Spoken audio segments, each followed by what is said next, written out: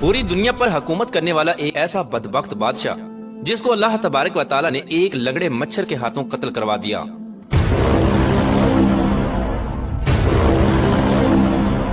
दुनिया की तारीख में ऐसे बहुत सारे बदबख्त बादशाह और फिरौन गुजरे हैं जिनको उनकी दौलत और बादशाहत के नशे ने मगरूर बना दिया और वो खुद को खुदा कहलवाने लगे और खुदाई का झूठा दावा कर बैठे। और फिर अल्लाह तबारक व तआला ने जो इस कायनात का हकीकी मालिक है और जो वहदहू ला शरीक है, उसने इन झूठे खुदाई के दावेदारों को दुनिया के लिए इबरत का निशान बनाया। इनको ऐसी इबरतनाक मौत दी जिसका कोई तसव्वुर भी नहीं कर सकता और इन झूठे खुदाओं को सफाई हस्ती से मिटा दिया। प्यारे दोस्तों, खुदाई का दावा करने वाले बदबख्तों में से एक नाम नमरूद का भी है। प्यारे दोस्तों, नमरूद शहर बाबल का हाकिम था जिसने खुदाई का दावा किया था। इसका नाम नमरूद बिन कनान बिन कौस बिन साम बिन नू था।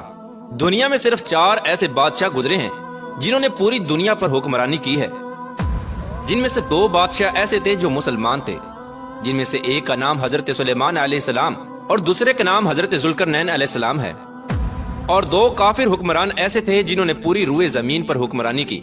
उनमें से एक का नाम नमरूद और दूसरे का नाम बख्त नसर था। प्यारे दोस्तों, रिवायात में आता है कि नमरूद ने पूरी दुनिया पर 400 साल हुकूमत की। ये बड़ा जाबर और जालिम बादशाह था और इसके दौर के अंदर बुत परस्ती आम थी। लोग अल्लाह तबारक व तआला की वहदानियत को छोड़कर बुतों की पूजा किया करते थे।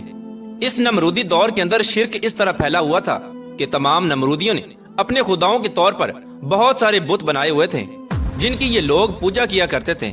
और इधर नमरूद ने भी खुदाई का दावा किया हुआ था। यह खुद को खुदा कहलवाता और लोगों को अपनी पूजा करने का हुक्म देता। इस बदबख्त कौम की तरफ अल्लाह तबारक व तआला ने अपने प्यारे पैगंबर हजरत इब्राहीम अलैहिस्सलाम को भेजा। कुफ्र और शिरक और बुत परस्ती के इस दौर के अंदर हजरत इब्राहीम अलैहिस्सलाम वो वाहिद शख्स थे जो अल्लाह तबारक व तआला की वहदानियत पर ईमान रखते थे और बुतों की बजाय अल्लाह तबारक व तआला को हकीकी खुदा मानते थे। हजरत इब्राहीम अलैहिस्सलाम ने जब नमरूदी कौम को बुतों की पूजा करते हुए देखा तो हजरत इब्राहीम अलैहिस्सलाम ने नमरूदियों को अल्लाह तबारक व तआला की वहदानियत की तरफ बुलाया और एक खुदा की इबादत करने का हुक्म दिया। लेकिन नमरूदी कौम ऐसी बदबख्त कौम थी कि अपने कुफ्र और शिरक से बाज ना आई और उसी तरह बुतों की पूजा करती रही। एक दिन हजरत इब्राहीम अलैहिस्सलाम इनके झूठे खुदाओं को झूठा साबित करने के लिए उस मकाम पर गए जहाँ पर इनके तमाम बुत पड़े हुए थे। तो हजरत इब्राहीम अलैहिस्सलाम ने इनके तमाम बुतों को चुपके से तोड़ दिया और उसका इल्जाम उनके बड़े बुत पर लगा दिया। नमरूदी जब अपने इबादत खाने में वापस आए तो उन्होंने अपने तमाम खुदाओं को टूटा हुआ देखा। नमरूदी चूंकि जानते थे कि हजरत इब्राहीम अलैहिस्सलाम ही वो वाहिद शख्स हैं जो बुतों के खिलाफ बातें करते हैं और बुतों की बजाय खुदा की इबादत करने का हुक्म देते हैं, लिहाजा वो समझ गए कि ये काम हजरत इब्राहीम अलैहिस्सलाम का है। तो नमरूदी ने हजरत इब्राहीम अलैहिस्सलाम से बदला लेने के लिए हजरत इब्राहीम अलैहिस्सलाम को कत्ल करने का मंसूबा बनाया। चुनाचे तमाम नमरूदी नमरूद के पास हाजिर हुए और हजरत इब्राहीम अलैहिस्सलाम को सजा देने के लिए कहा। चुनाचे तमाम नमरूदियों की ये बात सुनकर नमरूद ने यह हुक्म जारी किया कि एक मकाम पर आग जलाई जाए और उसके अंदर हजरत इब्राहीम अलैहिस्सलाम को डाल दिया जाए। लिहाजा नमरूद के हुक्म के मुताबिक ऐसा ही किया गया। कई दिनों तक बहुत सारी लकड़ियों को इकट्ठा किया गया और उसमें आग जलाई गई और फिर हजरत इब्राहीम अलैहिस्सलाम को उस आग के अंदर डाल दिया गया। लेकिन अल्लाह तबारक व तआला ने उस आग को हुक्म दिया तो वो आग हजरत इब्राहीम अलैहिस्सलाम पर ठंडी और सलामती वाली हो गई। हजरत इब्राहीम अलैहिस्सलाम फरमाते हैं कि मैं जितने दिन आग में रहा उस वक्त तक मैं अल्लाह तबारक व तआला की खास रहमतों में था और इस जैसा सुकून मुझे पहले कभी हासिल न हुआ। चुनाचे जब हजरत इब्राहीम अलैहिस्सलाम उस आग से बाहर तशरीफ लाए तो अल्लाह तबारक व तआला के हुक्म के मुताबिक हजरत इब्राहीम अलैहिस्सलाम नमरूदियों को एक बार फिर हक की दावत देने लगे और अल्लाह तबारक व तआला की वहदानियत की तरफ बुलाने लगे। हजरत इब्राहीम अलैहिस्सलाम ने नमरूद को बारहा समझाया और अपने कुफ्र और शिरक से बाज आने का कहा और अल्लाह तबारक व तआला की वहदानियत पर ईमान लाने का हुक्म दिया। लेकिन नमरूद ने अल्लाह तबारक व तआला की वहदानियत का इनकार कर दिया और हजरत इब्राहीम अलैहिस्सलाम से मुनाजरा करने लगा और हजरत इब्राहीम अलैहिस्सलाम के सामने खुदाई का दावा कर दिया। नमरूद ने हजरत इब्राहीम अलैहिस्सलाम से सवाल किया कि तेरा रब कौन है? तो हजरत इब्राहीम अलैहिस्सलाम ने इरशाद फरमाया कि मेरा रब वो है जो जिंदगी और मौत देता है। इस पर नमरूद तकब्बुर से मुस्कुराया और कहने लगा कि ये तो मैं भी कर सकता हूँ। चुनाचे नमरूद ने 2 कैदियों को बुलाया जिनको सजाए मौत हो चुकी थी। उनमें से एक कैदी को नमरूद ने आजाद कर दिया और एक को फांसी लगा दिया। और इस तरह नमरूद हजरत इब्राहीम अलैहिस्सलाम से कहने लगा कि देखो, एक को मैंने जिंदगी दे दी और एक को मैंने मौत दे दी। اس طرح نمرود حضرت ابراہیم علیہ السلام کے سامنے اپنی باطل دلیلیں پیش کرنے لگا اور یہ دعویٰ کرنے لگا کہ حقیقی خدا میں ہوں، بتا تیرا خدا کون ہے؟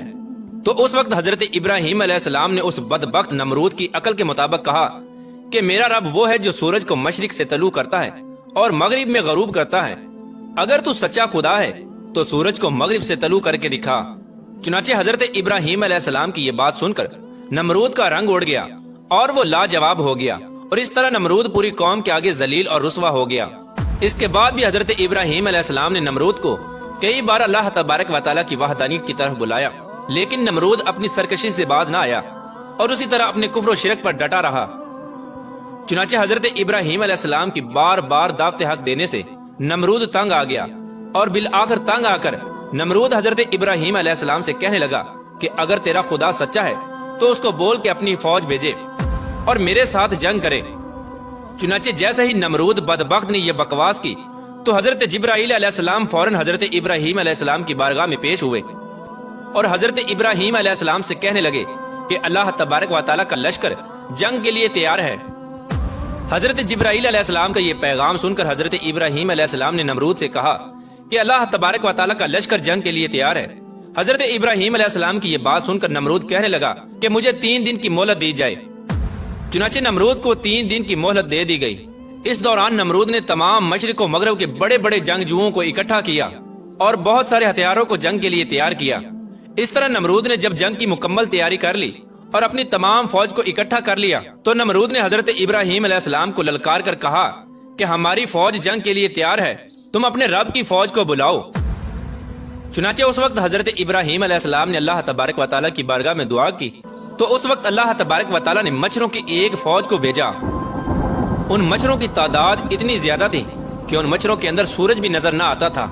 اللہ تبارک و تعالیٰ نے ان مچھروں کی فوج کو نمرودی فوج کے اوپر مسلط کر دیا تو یہ مچھر دیکھتے ہی دیکھتے نمرودی فوج کا گوشت کھا گئے اور ان کا خون پی گئے۔ تمام نمرودی فوج کی ہڈیاں ہی ہڈیاں باقی رہ گئیں۔